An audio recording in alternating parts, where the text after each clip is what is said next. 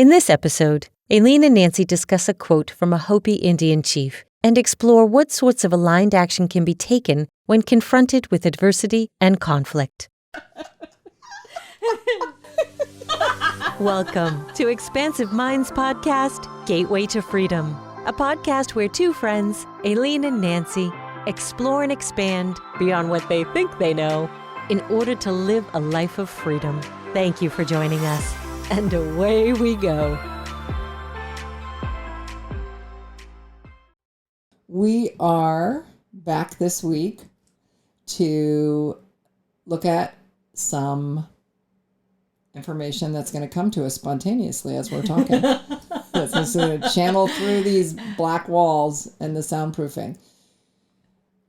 So now, actually, as we were waiting for things to unroll for us to talk about, I had a really beautiful thing get sent to me by our friend Vic. Okay. Who messaged me this morning with a Facebook message, and it was a Hopi Indian chief, White Eagle, commenting a few days ago. So it says, he says, "This moment that humanity is experiencing can be seen as a door or a hole. The decision to fall in the hole or walk through the door is up to you. If you consume the news 24 hours a day with negative energy, constantly nervous, with pessimism, you will fall into this hole. But if you take the opportunity to look at yourself, to rethink life and death, to take care of yourself and others, then you will walk through the portal. Take care of your home, take care of your body, connect with your spiritual home. When you take care of yourself, you take care of everyone at the same time. Do not underestimate the spiritual dimension of this crisis. Take this perspective as an eagle sees from above with a broader view. All you can do now is be serene in the storm, keep calm, make a habit of meeting the sacred every day. Show resistance through art, joy, trust, and love." So a bunch of stuff. It's not clear exactly what situation they're talking about, but some of the concepts. And aren't the Hopi, I believe Greg Braden spoke of them with respect to their language. The Hopi language has no nouns. Everything is a verb. Like, so they don't say the ocean, see the wave in the ocean. They say it's waving. It's waving, meaning they're very present. Everything is in the here and now. Everything is now. So there's something special about that Hopi language that we could maybe look up sometime. And Greg Braden had done an episode on missing links on that. What felt right to me is, if you can't, you really not much you can do. So don't dive into the news, because it's just kind of, you're going to end up feeling panicked and stressed. And if there's nothing you can do about it, but what this guy's saying, what you can do about it is create art, create joy, trust, love. Those are actual things you can do that I think people don't realize are contributing to the greater good. Exactly. And that comes to matter follows energy. Matter follows energy. I remember many years ago, my daughters and I, my family, we went off island because we lived on Nantucket, went to Disney World, came back, and we got home late, boat rides, flights, crazy weather. I sent my daughters upstairs to get ready for bed, and I was efficiently going through the mail, and I opened up a magazine that I like. I don't remember what magazine it was. It might have been Vegetarian Times, something of that kind. I don't remember. But I opened it up as I was waiting for them to finish brushing their teeth, and there was an article about canned hunting. I knew nothing about canned hunting at that moment in time. So canned hunting is when... Exactly. What is it? It's when animals are in cages and people come to pay to kill them. And so they open the cage, the people that work there open the cage, the animal comes out or sometimes doesn't come out, and they shoot them and kill them and bring them home, typically as a trophy animal. Yes. Ew. So here, setting the scene, I'm exhausted, I'm tired, it's approximately 10:30 at night, we've had a long day of traveling to get back to the island, my daughters are like, we're all happy to be home. However, I got engrossed in this article. And I started to feel the energy come up in my body. Yeah. And the energy and the emotion was I feel like rage, I want to gag. anger. Yeah. How could this be? How can they do this? I felt a lot of fight in my body. If we look at that from, I think some of what I took from that is this like stepping back and looking, like from the eye of the eagle and the soaring the eagle part. If I look at that scene with wisdom, not as the person in it who's looping in the vibration of the emotion of what I'm thinking. Here's a woman at 10:30 at night on an island that at that point only had a 2.5-hour boat ride that was scheduled that you could get you off the island. There was no internet. There was no way for me to be in touch with anybody or go any place off the island at 10:30 at night. Yet I'm raging and I feel like I have to do something about it immediately. So my children come downstairs. Now all they know is that they've got their pajamas on and they're brushing their teeth and they did what they were supposed to do. And typically I would then go up and tuck them into bed. I'd put them in the covers and I'd tuck them in like an envelope and I'd kiss their head like a stamp. You can feel that joy. I was not feeling that joy in that moment. I was raging at all of the people that participated in and kids pick up hunting. on everything. You're not going to hide your disgust. They're going to feel it. Exactly. Even if it's not directed at them, it's going to feel to them that it is. Correct. Yeah. So my daughters come pop, pop, pop, pop. Yeah. We're home. Isn't this great? We finally made it off these great travels. Mom's going to come up and do this. And I think I don't know how I sounded because I couldn't see myself. However, I know that I felt snippy. I felt angry. I felt like the world was terrible. How could this happen? I was filled with sadness and anger and rage. And I'm a very active person in that way. I'm someone who has been very comfortable speaking up against what I perceive is a justice issue or something unfair or morally not okay from my own, my own view of what I think that is. So, what I'm hearing there, what I'm hearing you say about shut off the news, that there was nothing I could do in that moment to help that situation. And what I did do is cause pain, sadness. I disrupted the joyful flow and the nightly energy that we had because I read this article. And I'm going to say it even went beyond what you had in your home because we're all part of the collective. And I've heard Abraham Hicks say, one person in alignment is more powerful than millions who aren't. And you're generally in alignment. And not that I'm putting a ton of pressure on you, but when you're out of alignment, we all feel it. Yes. Exactly. Someone as powerful as you, and I say this to a couple of friends who are very, very powerful. I'm like, okay, you can be bitchy for the moment, but now move on. Like, you can't you're too powerful to stay in that space. The collective needs you to find your alignment again. And I'm not saying don't disregard your emotions. Let them pass, acknowledge them, let them pass through. Just don't linger there too long. Exactly. And I was just talking to someone today about that. There's sorrow, these emotions, spot pointed in a moment in time in reaction to something that occurred. When we, and that, whatever I mean, sorrow, rage, all those things, when we continue to perseverate on it, to think about it, the event, the emotion, the wrong, whatever it is, when we continue with that, we then go into suffering. And the suffering becomes, you can just feel it.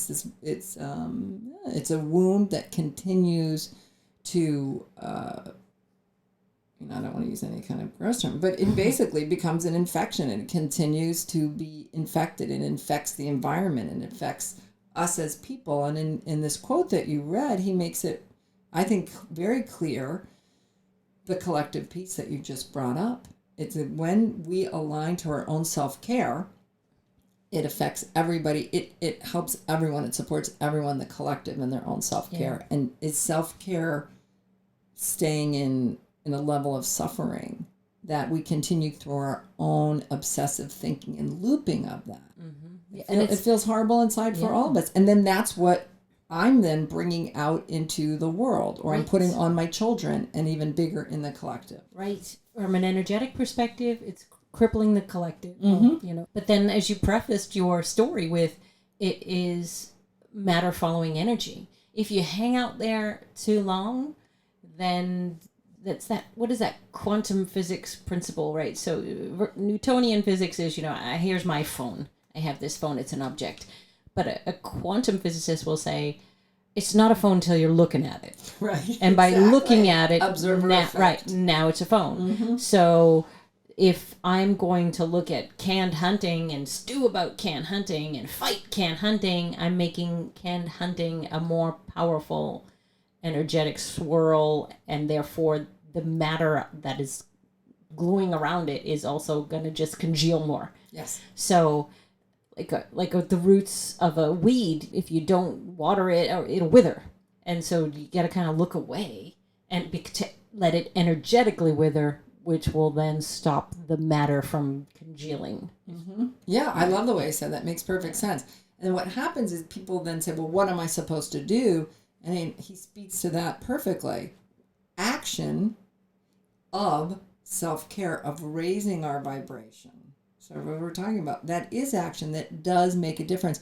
It doesn't matter that we cannot technically, with what our eyes are used to seeing, that doesn't matter. And I think about radio waves and television waves. We can't see them, but it doesn't mean they're not flying by us on, Route 95, 128 over here. I drive by Channel 5 all the time. Yeah. It's like, I know cool things are coming out of there, but I don't see the news like flying across the highway in front of me. I don't see Thank the God. television show. Right? Yeah. And yet it is. Yeah. And yet it is. And so this piece of using our power and our attention and our intention to take it off of, like you Nice said, distinction. to creating what it is that we want to experience. We are creators in every moment. So be a visionary creator into the goodness and the kindness and the free roaming animals. Yeah. That creates it, because we are powerful creators. I just think we were brought up we're action based, and I think we want to do something, and it just seems very, very black and white translation is, okay, here's this canned hunting. I need to write a letter. I need to sign a petition. I need to contact the author of this article. Exactly. And you could just, and then, like I said, you're strengthening this. It's like the law of attraction. This thing that I do not want, bring it to me, because I'm giving you all of my focus. Yes. But what I like about this particular quote, this Hopi gentleman, you can take action. Mm-hmm. Have a bath, Yes. do a piece of art, sing, dance. That's action. And that's actually more powerful action than the kind of old school. I'm doing air quotes. Nobody can see me. This is an audio show. I'm doing air quotes. Old school air quotes. And we're talking about moving toward the new paradigm. Right. Understanding the power that we can create and being active creators. Yeah. It's something that we didn't experience in this culture here. Many of us didn't experience being in the forefront of our own creation, in the forefront of our own thinking, because education in many ways is an old style. My God, that's a whole nother 6 shows. Mm-hmm. We'll hit the education thing. Right. And so it goes to the point of, and the title of our show, Tilling the Soul. Yeah. The energy of the problem and the energy of the solution are very different. It's like you were talking about the radio station, right? So the energy of the problem is down there at 92.9, and the energy of the solution is KISS 108. And if we want to solve things, we've got to get our frequency up there. We've got to stay in the energy of the solution. Otherwise, we'll keep propelling the problem. Exactly. Just recreating it. Yeah. When you ever see those nowadays with technology, see like, oh, look at watching a movie. Saying like, oh, look at those soldiers in that show or whatever, and they're created by the computer, and they look exactly the same. They just keep going and going and going and going. Yeah. It's like, oh, do we want? That's an imprint. That's an image. It's an imprint that you can perpetuate and make 300 of them and 400 of them. Yeah. Do we want to do that? Are our gift of holding something that we can imprint in the collective, do we want it to be a unique, upgraded pattern and story and image and vibration? Or do we want to continue with the imprints that were given to us by others, by society, that keep us going? And again, going back to this reading that you gave this morning, this quote, that's what he's saying. He's saying, if we're watching TV, if you're in the media in this way, if you're continuing these conversations, you're just making that social imprint of chaos, negativity, whatever it is that he's referring to, that we get the gist of. It's not something that we want to be doing that's harming us mentally, physically, emotionally, spiritually, and therefore the collective, because we are a microcosm of the macrocosm. Yep. And so how do we step back?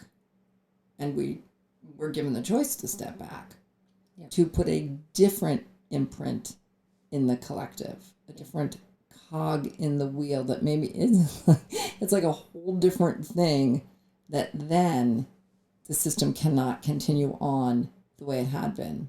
The book, The Dance of Anger, fabulous, fabulous book. Harriet Lerner wrote that. Not really sure. I think it might have come out in the 80s at some point. Really wonderful. And in that book, the whole piece is, if you and I, Nancy, get together every Saturday morning and we're doing the polka together, we get to, we're having a great time doing our polka, and then I show up one Saturday and I say, I'm doing the tango. Exactly. You cannot do the polka. It's not happening anymore. So either A, you flip to do the tango with me, or B, you leave and find someone else to do the polka with. Right? Yeah. So that's the dance. So if we do something different in our society, we take a bath instead of hanging out, having cocktails with friends and suffering together. Yeah. Let's come together in community and suffer over something that we're not going to go banging on the person's door and say, stop this. That's going to take a lot of practice. That's going to take a lot of practice, because, like you said, it's just something that it's not how we've been wired. We're in this very 3D reality where there's something in front of us, and we've got to defend and attack and fight it, and it is not the obvious solution is, I'm going to go find my alignment by sitting in a bathtub by myself. That's how I'm going to save these canned animals. And so it's going to take some, I don't want to say convincing, but almost like try it yourself. Practice, right? And also think of the contrary. How is it helping for me to sit here and stew? It's only hurting, at a minimum, it's hurting those within your little microcosm. Right, like your my children, daughters your in children that situation. Yeah. Yeah, right. I'm not going to go up and kiss them on the head and send them off in their coziness. So how will that affect their dreams that night? Yeah. How will it affect their mood when they get up the next day and go off to school? And then poison other children with that. Exactly. Yeah, the butterfly thing. Effect. Yeah, it keeps going. Having some focus, because we are experiential learners, because many of us are action-oriented, and we cannot dismiss the culture we're in. We work with the culture that we're in. We embrace the culture that we're in. This is where we chose to be born at this time in these places. All right. How do we want to wrap up? What do you want to say to our peeps? I think with this one in particular, the action item would be, what do you do when you read something that you don't quite understand, that you want to understand? For people to start exploring, like, oh yeah, like I once wanted to learn more about Buddhism, but I was too nervous to go into a Sangha because I didn't want to embarrass myself and look like I didn't know what I was talking about.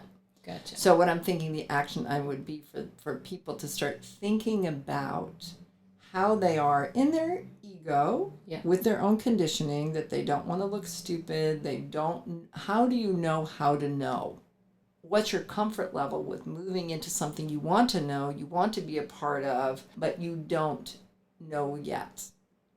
To begin to feel, identify, and work through any shame, any embarrassment. About understanding concepts. Yeah. Because as we move forward in the show, we're going to be throwing some concepts out there that just maybe you really haven't quite heard and of that yet. You and I have no judgment, and there's no shaming here. How do you enter into relationship with information that seems that you really want to devour it, in order for us to want to go into things that, again, may be good for our soul, that are part of tilling the soul, some of us have resistance to that. Thank you for joining us on Expansive Minds podcast, Gateway to Freedom. Until next time, more to be revealed.